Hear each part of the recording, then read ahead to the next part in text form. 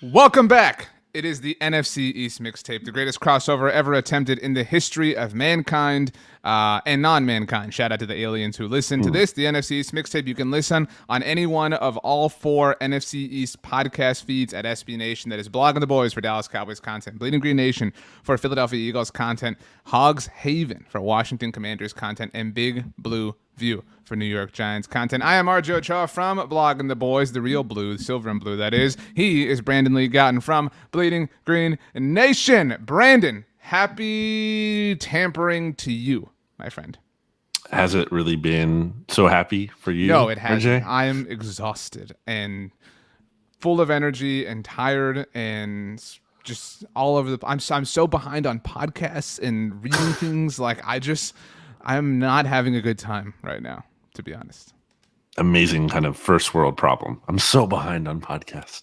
Yeah, I know the feeling, it is. but it is just kind of a funny thing to think about. Dude, but that is so stressful though when you open your podcast app and you see it there and it's like I have to listen to all of this. You know what I mean? do you have like a big podcast day, like where like a bunch come in that you listen to? Because I have one.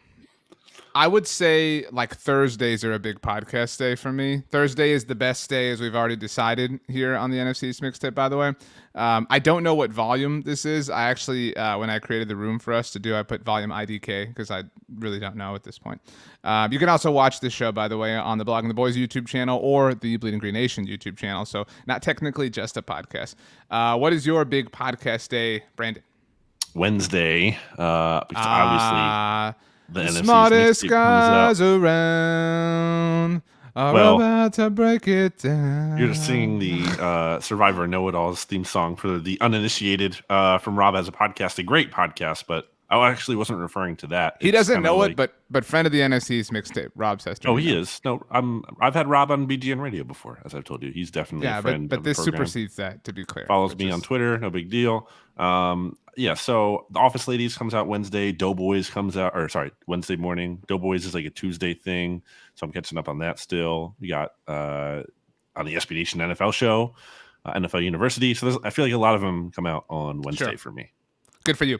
We want to hear from the people. We want them to tell us when their big podcast day is. So you can tweet at us at Brandon Gowton and at RJ Ochoa on Twitter. We have all of the free agency frenzy to get into today, BLG. But before we do record this every Tuesday, typically about lunchtime on the East Coast. But we saved this. It was your idea. Let's delay as long as we possibly can. So we're recording this actually about 5 o'clock on the East Coast. The East Coast has the worst time. Eastern time is dumb. But regardless of time, something did change on Tuesday relative to the entire country. Brandon, I don't know if you know this. The Sunshine Protection Act passed. I saw this. Daylight savings time is here to stay, baby. Kiss goodbye the sun setting at 4:30, 5 o'clock on that side of the country where you live. It's all sunshine all the time. Let's go. Is this official? Did this go through? Or I actually don't know. Yeah, so don't just be spreading like fake news on the podcast here. Yeah, this is where people come for their... I was too embarrassed to like tweet like I don't know what this means. Like there are some things that I feel like our school teachers have taken like massive L's on that haven't aged well, right? Like Brandon, you're not going to have access to a calculator in the real world. Wrong, stupid. I got access to a calculator all the time. But like I kind of regret not necessarily paying attention to whatever I should have paid attention to understand this. But at the very least, falling back is on watch. Daylight savings time is looking to make a move. You didn't tweet it, but you're just going to say it confidently on a podcast instead. Yeah. Okay, great. That's how I roll, baby. Why don't we dive into what we actually have to talk about? Okay. Free agency frenzy. Technically, nothing is official. Technically, it's all just agreed to terms on stuff, including Commander Carson, who we had our first emergency episode to celebrate last week. Brandon, should we start with the Cowboys? Should we start with the Eagles? Should we start with the Giants, the Commanders? Where do you want to go here? Free agents. You can't bury the story of the day. We're recording this on Tuesday, which is Randy Gregory returning to the Cowboys. The big contract extension. You must be so excited about Randy Gregory returning. The Cowboys tweeted about it. It's official, right? It happened.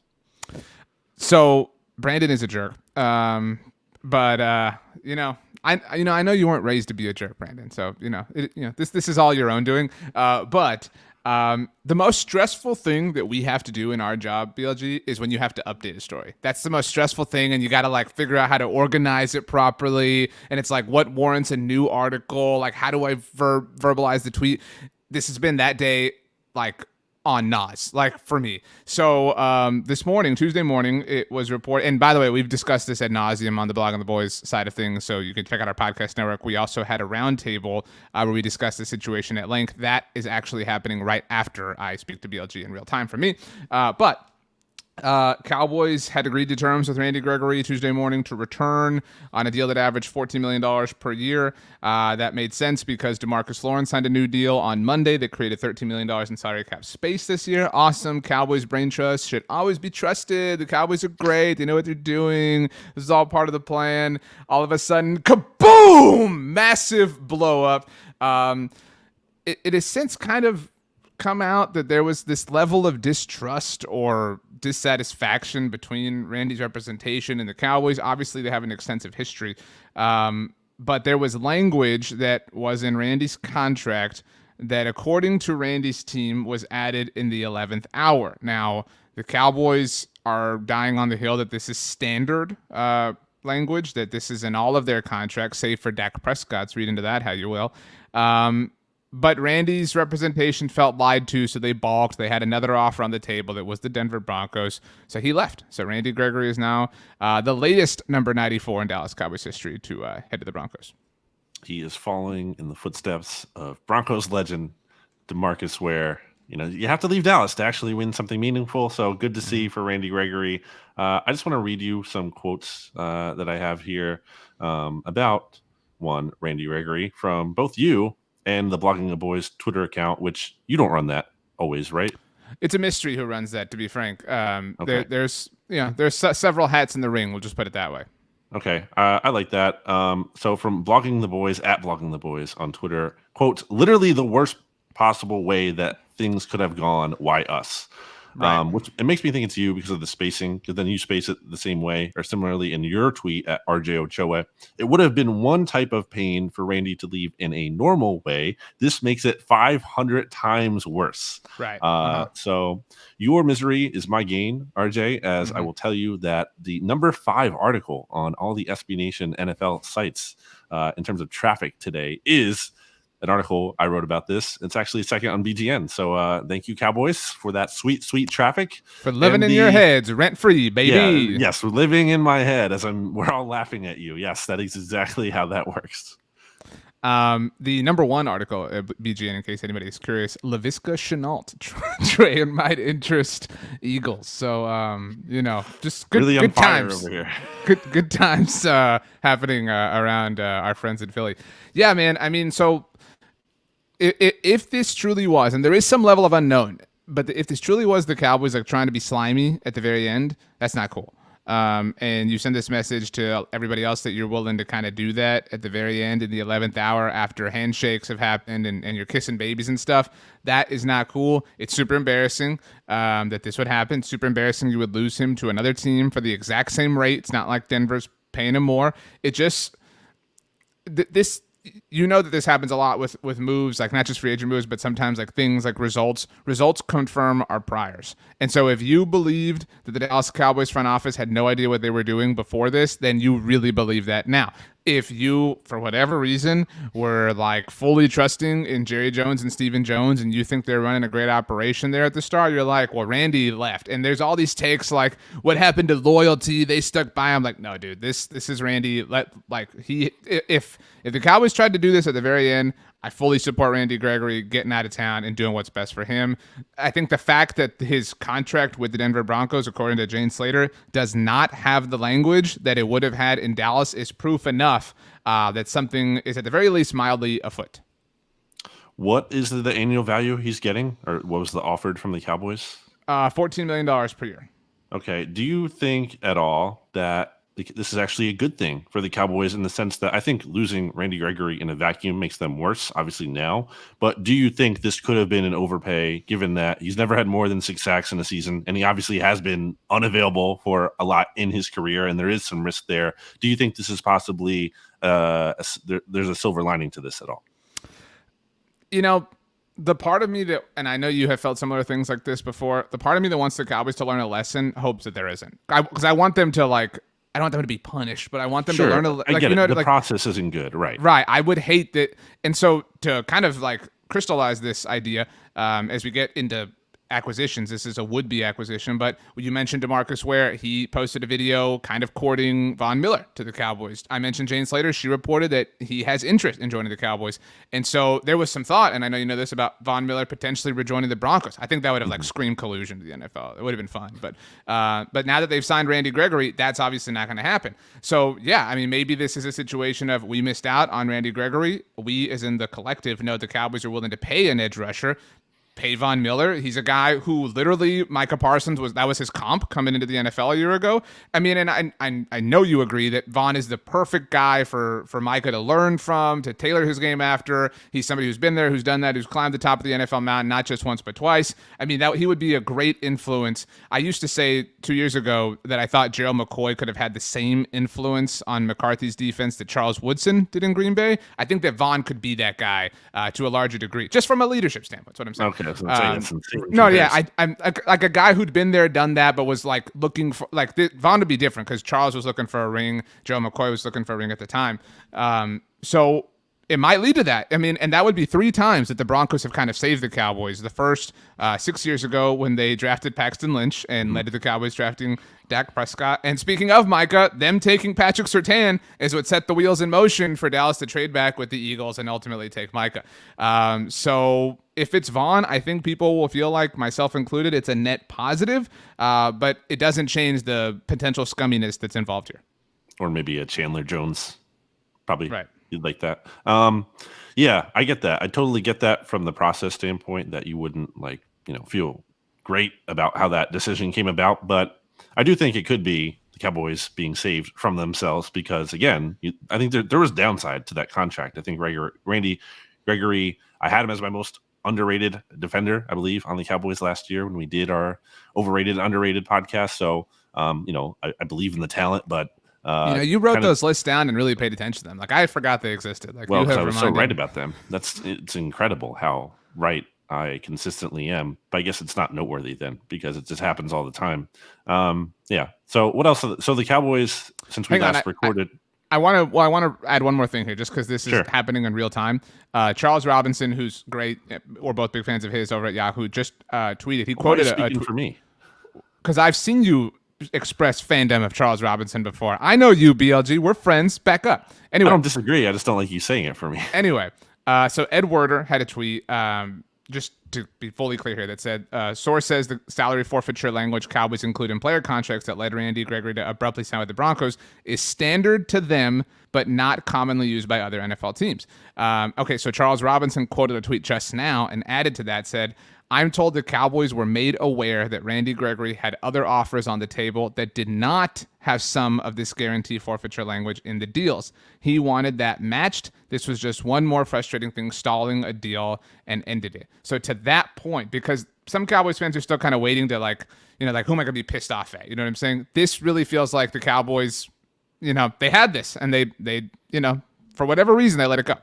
I mean, kind of like Occam's razor here, like the simplest explanation is often the most correct, right? I mean, like the Cowboys had a chance to sign him. They didn't get it done. Like it shouldn't have to be obviously you can parse through it if you really want to, but I think at the end of the day, it's them to blame. If they really wanted to keep him, they could have made a better effort and they didn't, and he's not there anymore. And now it might work out again, like we talked about. But for now, you're losing your second leading sack getter from last year in Randy Gregory. And there's a hole to fill.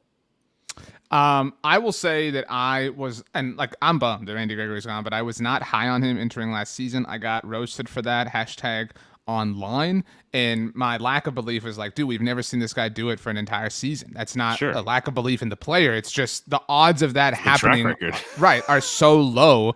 And he did it. I mean, granted, he missed some time, but I mean, he was really productive. But that was the exception, not the rule. Right. Quickly tying a bow on what else the Cowboys have done, they did lock up Michael Gallup on a deal that's very friendly early on. And I took some heat for this too. I love Michael Gallup, big fan, friend of Blog of the Boys. Just because the deal's good in a vacuum does not mean the totality of the process is good. Very strange that they were able to get nothing basically for Amari Cooper, although they did get that contract entirely off of their books. They obviously placed the tag on Dalton Schultz. I mentioned that they are bringing back DeMarcus Lawrence on a new deal. And check this out, BLG. On Monday, they brought back their long snapper, Jake McCoy. Wow. Watch out, baby. And they have also brought back Noah Brown, lower level wide receiver. And as of Tuesday, safety Malik Hooker. The things that are still in the works. Some people think that safety Jaron Kearse, who had a surprise season for the Cowboys, is coming back, but that is still TBD. Thing about a vacuum, RJ, is that it sucks. Nice. Very nice. All right, let's end the pod. So how do you feel about some of this thing? Like Amari got traded. He didn't get cut, but he got traded for something. I'm guessing you're thinking that's better than nothing, but still not great. Yeah, I mean, do I want him gone? No, but they're at the very least executing their plan. I mean, I don't know that I think it's a good one. But I mean, so defensively, let's assume that there is some, action to the Randy Gregory situation, whether that's Von Miller, Chandler Jones, whatever. Let's assume they bring one of those people in, right? So you've got you need that edge rusher in my mind, opposite of DeMarcus Lawrence, to allow Micah Parsons the mobility to play wherever is best for him. The defense will naturally regress. No, I tweeted that out too, man. I'm taking some heat online these days. People are like, why is the defense going? Cowboys. Why is the defense going to regress? How do you know it's not going to be better? It's like, dude, what they did, like, I mean, it's like what you said about Washington. Right. Exactly. It's possible, certainly, like in the world of, possibilities, that they could be even better. They could generate even more turnovers, but historical data supports that the defense is going to regress. They're going to generate less turnovers. The hardest thing to stick year to year to year is defensive success in the NFL. That's a great point, because I wasn't the only Cowboys fan saying that about Washington last year. So I think a key point here to jump in is just like, people, I think, don't understand like probability. We're talking about probabilities here. We're not talking about like guarantees. Definite outcomes. Yeah. It's like we're saying it's more likely than not. Yeah, and you have to plan for probabilities. Like you have to plan for what's most, like what can we count the most on. So the defense will suffer some natural regression. I still think they'll be okay. They'll be serviceable. Washington kind of reached that point, right? Like later in the season, the defense kind of stabilized a little bit. Obviously, it was really bad. They regressed even more than even I thought. I don't know that the regression will be that hard for the Cowboys, but they'll be fine. They'll be, I think, a middle of the road defense, in all likelihood. But the offense is worse right now. You don't have Amari Cooper. You do have Michael Gallup. Granted, he's probably going to miss the entire offseason, coming back from the torn ACL. They are just about done with Lyle Collins. So, and we should mention that everything we're discussing here could change, and then whenever you listen to this, but it's 4:30 Central Time on Tuesday for us. So you're already replacing two starters offensively. Connor Williams on Tuesday signed with the Miami Dolphins, or agreed to terms rather. So that's three starters you have to replace offensively. So your defense naturally going to regress in all likelihood. Your offense definitely worse right now. So I just feel in a worse place. The draft will happen. They'll add there, but right now it's kind of hard to believe. I think Cedric Wilson is an underrated loss too. Obviously he stepped up big last year when you guys had injuries at wide receiver, so you lose him. That's another hit. In addition to Amari, I think losing both of those guys isn't great. I kind of thought they were going to keep him and Gallup with like Amari headed out the door, but alas, they did not. So that hurts a little bit as well. Certainly in today's transpirings, buns. With Randy Gregory is like bad vibes. And that's kind of just been the offseason for the Cowboys. It's not good vibes. The only thing I guess that you're happy about, especially, is they re-signed DeMarcus Lawrence, right? Like they didn't just let him go. Correct. He is set to become the first defensive end in NFL history to have guaranteed money in 7 straight years. That's what this contract guarantees. That's good. But yeah, other than that, it's not good. And if this Randy Gregory thing casts a shadow on the rest of their free agency, it will be even less good. But they do, it's amazing to me. And it's time to segue off the Cowboys, but you've heard me say 1,000 times that this offseason has been, the most checked out the Cowboys fans have been in a long time. Dude, it took the team bringing back just some of their own guys to get people back. You know what I'm saying? All it took was re-signing Michael Gallup and DeMarcus Lawrence and Malik Hooker to be like, this team is perfect. This team knows what it's doing. It's like, guys, like, what are you doing? I mean, like, they're still worse off. And there's still time, to be clear. Like, that doesn't mean they're definitely going to be worse. But right now, the arrow is not pointing up quite yet. So, yeah, the vibes maybe aren't bad, but they're definitely TBD. Let's go to PHI. Anybody refer to Philadelphia that way? No. PHI? What's the airport acronym? PHL. Stupid. Anyway, the Philadelphia Eagles so far have brought Greg Ward back, former commander, not Washington, but San Antonio commander. Jason Kelsey needed all of the attention in the world, so he went through this bout of potential retirement.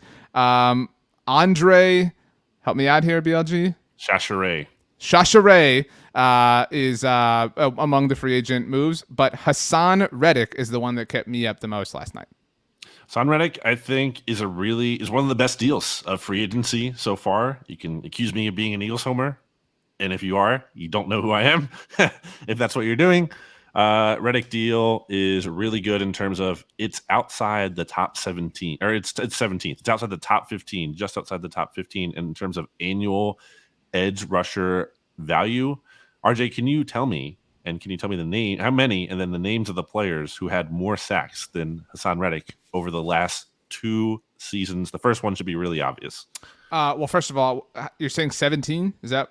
I wasn't listening. He's 17th in terms of annual value as an edge rusher. How many? Give me the number of players that have had more sacks than him over the last. So this is 2020 and 2021, right? Yes, the last 2 seasons, 4 players. Only 4 have had more sacks than him. TJ Watt. Yep. Myles Garrett. Yep. In this order, yes. Can he go 3 for 3? Aaron Donald? I don't feel... That's number 4. Okay. So you're looking for number 3. Number 3 is a little trickier, but it's not someone like off the map. It's someone I more recently say like relevant. Danielle Hunter? Like that's kind of... Nope. It's Trey Hendrickson from the Bengals. Yeah, but I never got that. Got paid last year. But think about that. That's pretty crazy, especially for a guy who didn't really do a whole lot early in his career. There was thought that he was a bust. As it turned out, the Cardinals were being really dumb for whatever reason and using him as an off-ball linebacker when he was clearly just way better at actually rushing the passer, which they allowed him to do when Vance Joseph was there in his final season in Arizona. And then last year, obviously, with the Panthers and reuniting with Matt Rule, your favorite head coach. And now Hassan Reddick comes back to Philly, where he was with Matt Rule at one point at Temple. And Reddick is also a Camden, New Jersey native right across the river here, RJ, from Philly. So it's a good deal. The Eagles needed pass rush juice. They ranked 29th in sacks last season. Ryan Kerrigan couldn't get done. Ryan Kerrigan is a free agent and couldn't get it done until he inexplicably was like good for the playoff game and no one else was. And then Derek Barnett, also a free agent. Derek Barnett, some little synergy here, RJ, that I feel like you love, was actually taken 1 pick before, or Derek Barnett was taken 1 pick after Hassan Reddick in the 2017 NFL draft. Yeah. So the Eagles upgraded, moved up 1 spot in hindsight. And 2017 draft when Drew Pearson did the original roast a team with a moment before David Akers lamely copied it a year later. Wrong. Right. What happened that year, that season that he did that? What happened immediately after that? Taco Charlton had a disappointing Eagles won the Super Bowl. That's right. I love the move for the Eagles. I do think this has been a quieter free agency period for the Eagles than I anticipated. Maybe I'm wrong for that. They had like one big splash in them, I think, realistically.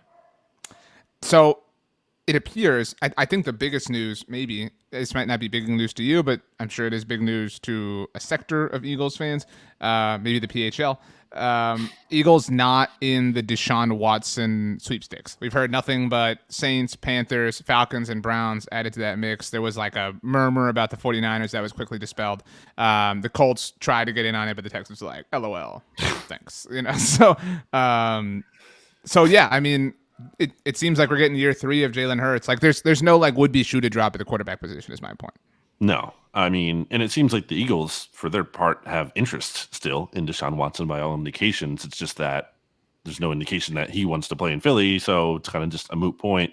So it does look like it'll be Jalen Hurts. I can't say I'm fired up about that because I think Jalen Hurts is a lot closer to his ceiling than a lot of people either realize or want to admit. Man, I'll never forget. I think it was after the Falcons game. It was something like SportsCenter tweeted out. It was like his stats through his first like 14 career starts or something, and it was like passing yards and rushing yards, and they were better than Lamar Jackson's like first 14 games or something, and everybody's like, "Oh my gosh!" Yes. So Jalen Hurts famously competing and then winning for an MVP award in his second season, just like Lamar Jackson. at least he doesn't. But he doesn't same. have an MVP. My quarterback does. That's not a good thing. You follow in the footsteps of Mitchell Trubisky. I will say the other big thing for the Eagles here are two things: is wide receiver, which they seemingly are kind of in a bad spot with because the freaking Jaguars gave Christian Kirk $18 million a year, which is insane, and has seemingly kind of like infuriated the rest of the league and blowing the wide receiver market way like out of whack. So that's a position for the Eagles to watch. There was some talk that they were interested in Juju Smith-Schuster, but I don't think that's going to happen. Jimmy Kempski says that's not the case. They're not interested. And then safety. They reportedly made a competitive offer for Marcus Williams, but Justin chose a Reed's different bird. Board. He did choose a different bird. The Ravens like their safeties. They're high-priced safeties. And the NFC East does not like their safeties. Well, I was going to say, as Cowboys fans would know, Earl Thomas going to Baltimore and not Dallas. So there's still some work to be done. The point is for the Eagles, and we'll see if they can find some more, I guess, bargain deals as opposed to these top-of-the-market splashes. Who's the receiver move that like boom done, like the Von Miller that can happen for the Eagles? Like so, like if we kind of figure out like that's the move that gets Cowboys fans off the ledge, right? Like boom, we got Von Miller going to the Super Bowl, whatever, blah blah. Like I'm talking the move that gets all the Instagram accounts riled up. You know what I'm talking about. By the way, BLG posted a fantastic looking photo of a tomato pie on Instagram. Wow. You've been posting some pizzas lately that I would give a whirl. I know. That's all I'll say. You're coming around to my expertise. It's great. You can follow me on Instagram at Brandon Gowton. The other day, my wife and I were walking the dog and the baby. The baby was in a stroller, to be very, very clear. And we were talking about food. And why did you have to clear that up? I don't know. Now I'm suspicious. And I was like, BLG is kind of a foodie. He's kind of pretentious when it comes to food. And she was like, I could see that. So I don't think I'm pretentious about it. You got a bit of a reputation. I don't like to think. I'm not a food critic. I don't like post food review. I don't like criticize it. I'm a food appreciator. I like to spread the gospel of pizza specifically. You might want to spread that, when it comes to pop culture. Because I'll tell you, my mentions are filled with people who are like, yeah, BLG not knowing who the Ninja Turtles are, like the specific ones, it's a bad look. Yes. So, anyone on a podcast ever has never, try talking on a podcast for a long time. Your mind's never going to blank out on something. Yeah. Okay. Anyway. So I think, can I guess who the answer is? Because is it a wide receiver? Yeah, wait, what are we even talking about? You can guess. Give it a guess. But like, because you could say I'm wrong. That would be mean even if I was right. But is it a wide receiver? Like you're Von Miller? I don't know that player really exists anymore in the market, given the way the market's gone. Well, I think the answer is Allen Robinson. That's the we got a receiver, blah blah, cut Rager, blah, blah, you know what I mean? Like that's well, they should do that regardless. But yeah, I think that would be what I was going to say, but. I think the problem, RJ, and some Eagles fans might not like to hear this and would be like, well, if you had a receiver, you would have a higher volume passing offense. But again, they had the lowest passing volume offense in the NFL last year. And what wide receiver wants to come here, especially if it's like a 1-year deal and you're not getting, they're backing up the Brinks truck for you. Like, who wants to come here and then have their numbers kind of falter because they're playing in this super run heavy system? So I think they're almost going to have to settle for like someone like Zach Pascal, who Nick Sirianni has praised a lot back when he was in Indianapolis, a guy who's more of a complimentary guy, a guy who is known for his run blocking. I know that's not very exciting for Eagles fans, and it's certainly not striking fear in you, Cowboys fans, but I think that's what they're going to be looking at because I don't think you can really get a high volume passing target. And I think the way the receiver market is going almost might, and my theory on that might explain why they did have interest reportedly in Calvin Ridley before that fell through, and we're going to trade for him, is because like when you trade for a player like that, like they have to come. They don't have a no trade clause, so you're getting them in the building. Whereas with a free agent, you have to actually convince them, and that's tougher. So I agree, and Calvin Ridley made sense, especially like from a financial standpoint as far as like his contract. at the time. What if, like, stick with that draft, that 2018 draft, which, by the way, yielded Michael Gallup. Would you flip a one? I mean, a one's not a bad. That's a bad way to put it. Would you flip a one for DJ Moore or some capital? Like if the Panthers are in the Deshaun Watson sweepstakes and they need more capital, you know what I mean? Like, are you willing to flip some capital for DJ Moore? Maybe it's like a 2 or a 3, as this is their 5th year, so as a rental of sorts to figure out if you want DJ Moore long term, because you're not getting Calvin Ridley, obviously. I don't see why the Panthers would do it. But yeah, I would think about it. I think something like that is probably that's like the right answer to your question. Something we're not even thinking of right now. An article at bleedinggreennation.com right there. Sounds like I've seen some people in my mentions talking about DJ Moore, but again, I don't think the Panthers want to do that. It's like he's like their best young, exciting player. Yeah, but I mean, I don't know if they have to move on from Deshaun or towards Deshaun, move on from things. I mean, like, again, they got to get the capital to do it. And so, I mean, but you're right. Like, if he has, like, this is not about Deshaun, but he has a no trade clause. Like, if you get rid of DJ Moore, like, why is he waiving the no trade clause? Right. You know, to go there. So, especially for your boy, Matt Rule, who everybody wants to rule the world. I still maintain he might be a good coach, but this is horrible that ain't it. And has that way too much executive power. But maybe I'm wrong. The Minnesota Vikings, as we speak, have agreed to terms with Jordan Hicks, former Philadelphia Eagle. So that's devastating. Not from a standpoint of I thought the Eagles were super likely to get him back, but how are you going to go to a total loser he sees team? Something good. He sees a better quarterback than he ever had in Philadelphia. Well, he was big friends with Carson Wentz, so maybe not the best judge of quarterbacks. Speaking of Judge, let's go to Joe Judge's former team. Woo! I'm on fire today. The New York Giants haven't done much. They can't because they freaking screwed their cap situation by signing a bunch of players last year. Their only 2 moves that NFL.com has listed are both offensive linemen, John Feliciano and Mark Glowinski. So yeah, they did not, however, I guess this is the most interesting thing to happen, or rather not happen to them, did not end up with Mitchell Trubisky. There were a lot of dots connecting Trubisky and the Giants, the Brian Daboll connection, obviously among them, chief among them, but he wound up down to 2 teams. In fact, New York, one of them, but chose the Pittsburgh Steelers instead. The Maras and Rooneys were just arguing over who was going to get to have Mitchell Trubisky. So at their next family soiree, the Rooneys have one to hold over the Maras. Yeah, there was some talk about whatever, the Giants being finalists. I don't know. But yeah, not much to say here other than they needed to address their offensive line. I don't think they got any studs. Obviously, Feliciano was released by the Bills, and you got the Daboll connection and Shane connection there. This is the new Curtis Samuel, by the way. Like, oh, watch out. Like, it's like, just because the dude gets his former players does not mean it necessarily translates. It's fine. It's fine. They're fine moves. They're not anything special or great. They had to adjust their offensive line. That they're doing it is better than neglecting it, like they've done for way too long. So, golf clap for the Giants. I guess it's fine. Let's move on to Washington as we speak. So, like, right, I know you don't know this, but right next to you, I have a monitor, and it's got NFL Network on it. The like caption at the bottom, what they're talking about. Obviously, I can't hear because I'm paying attention to you. It's got the Commanders logo. It says "Level of concern: Carson Wentz traded to Commanders." Outside of Wentz, Washington re-signed Bobby McCain. That's it. They also lost Brandon Scherf, which is to the Jacksonville Jaguars and the greatest coach of all time, Doug Peterson.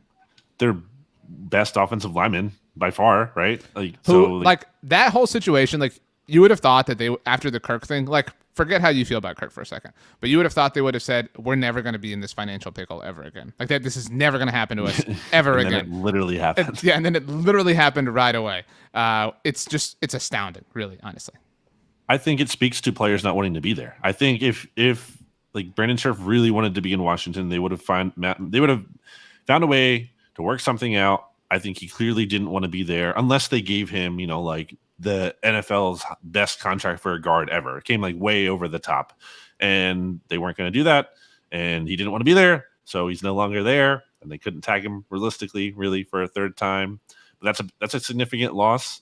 And so is, I think, losing Tim Settle. Obviously, Tim Settle not as good of a player, and they still have a lot of talent on their defensive line. But point being, they got worse in the trenches, which is not great. And they also added a quarterback who is not good. And also, did you see his statement, by the way, that was floating around on Twitter that he was like talking at something? It was like something with kids. He was at some kind of speaking event.